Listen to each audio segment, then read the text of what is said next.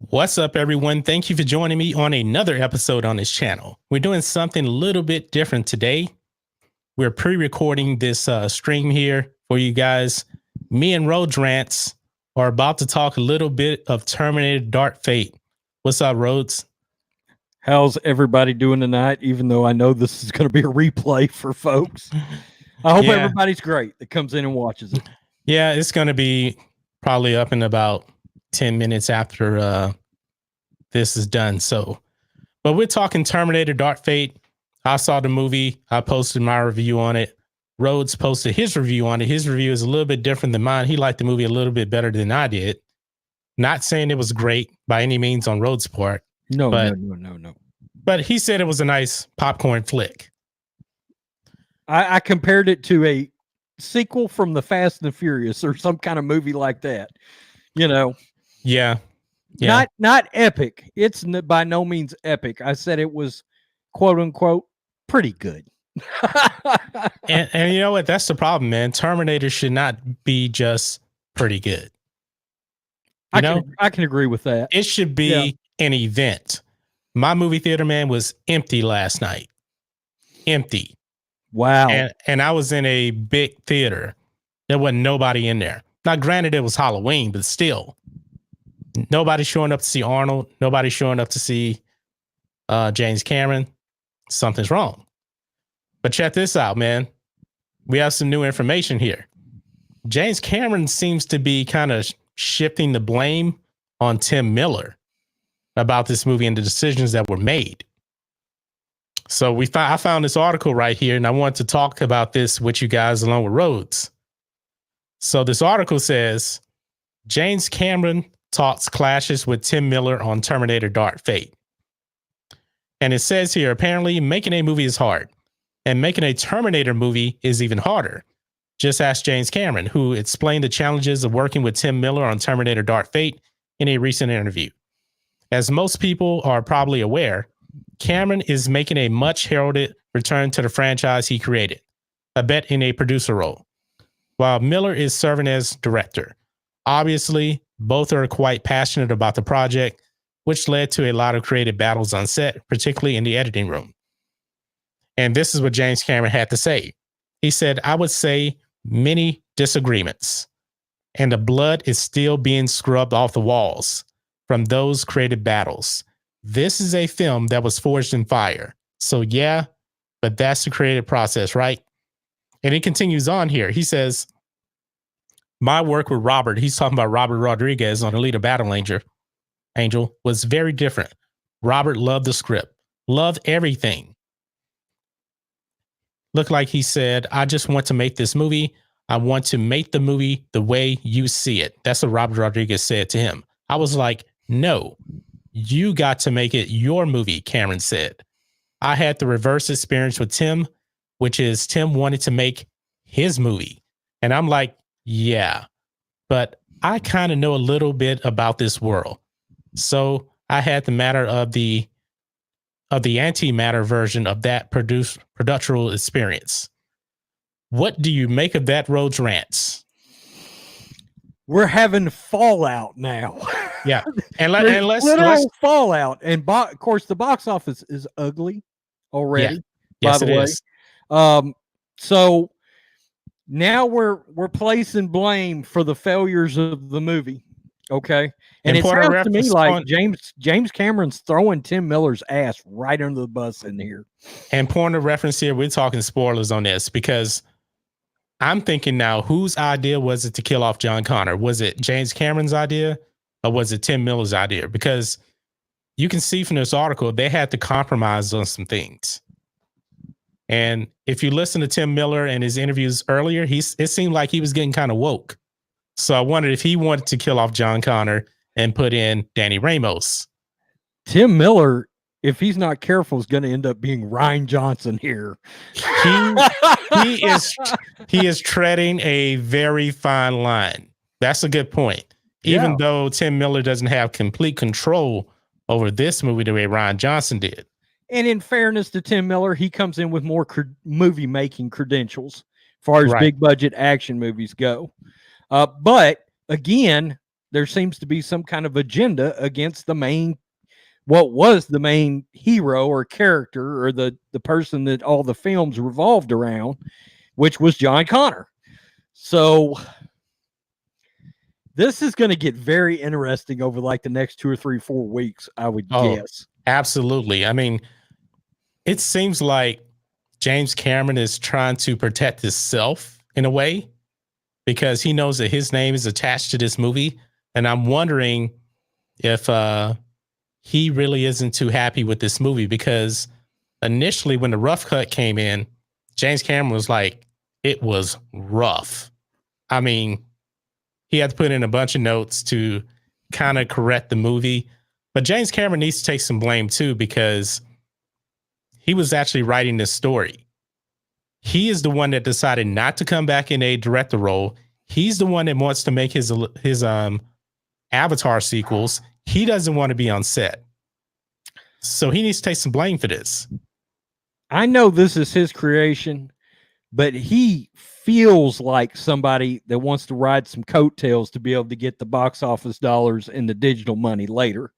In other words, he wants the residuals that are going to come with being shown on FX every other month for the next 30 years. You know what I mean? And all the merchandise sales, if there are any, that come from this, without having to do everything necessary to make a great movie. My issue with that is, hey, James Cameron, do you ever want a Terminator movie to ever be made ever again? Because it looks to me like this is the death knell. It's over. Yes, and I agree, man. And watching this movie, it did not feel like a James Cameron movie. I mean, there's some little Terminator elements that were missing. I didn't even talk about this in my review. But Arnold not saying I'll be back, that's a problem. Number 2, nobody's mentioned this, but in every single Terminator movie, someone always says, come with me if you want to live. Yeah, that was not said in the movie at all. I'm like, wow. That's kind of a problem right there. That's the little details that you need to pay attention to. And if James Cameron was on set, I'm pretty sure both those lines would have been in the movie by the right characters. And we've got something else that I've noticed that's happening. There's starting to be a divide in the Terminator community among fans. I think so too. Because I've got fans coming through saying, hey, I really enjoyed the movie, blah, blah, blah. And then I've got other people that are like, you can take a flamethrower to this and then back over the ashes in a dump truck. You know? Yeah. I mean, it's split. I mean, it's Star Wars like. It's starting to get a little bit Last Jedi like in a way. Now, granted, The Last Jedi is by far the worst Star Wars movie ever. Oh, this movie is nowhere near. This is not nearly as bad as Last Jedi, and it's not the worst Terminator movie. Genesis is clearly the worst Terminator movie. I like this better than I liked Rise of the Machines too. If I'm being honest, I did.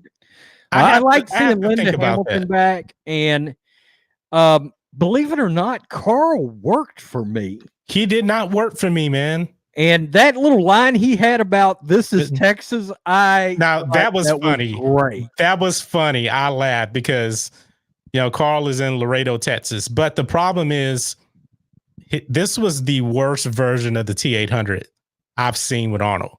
I just thought it was a different take. It was a more human take to the T-800. Now, the other part I liked was when they knocked on the door and he stepped out and he looked over at Linda Hamilton and went, Sarah Connor. I was like, whoa, that's great.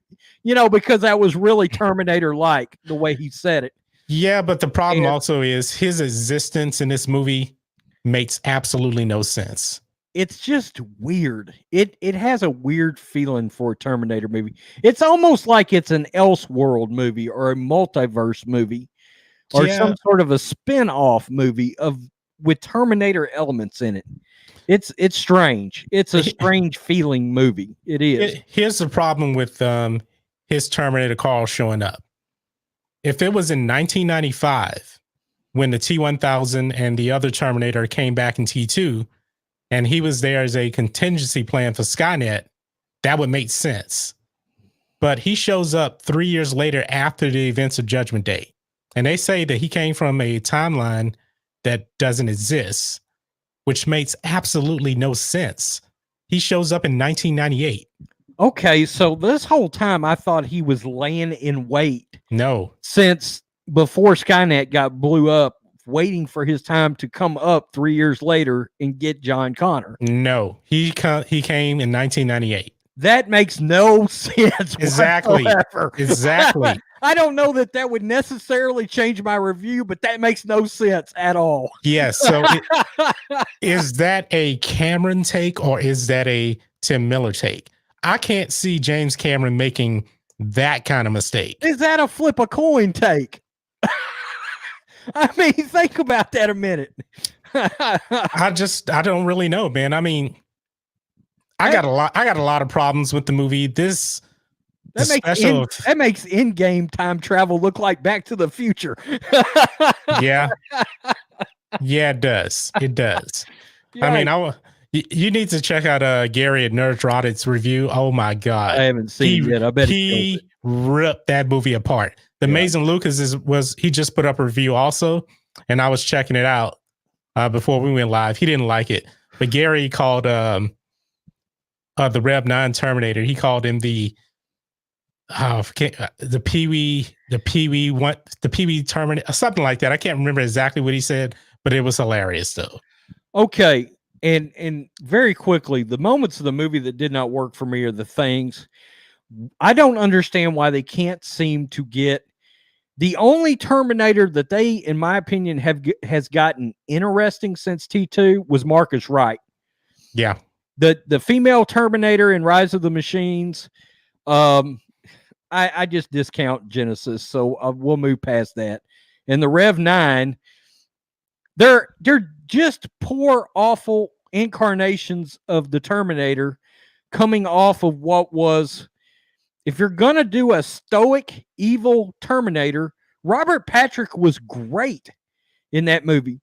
If nothing else, bring back Robert Patrick and de-age him if you have to.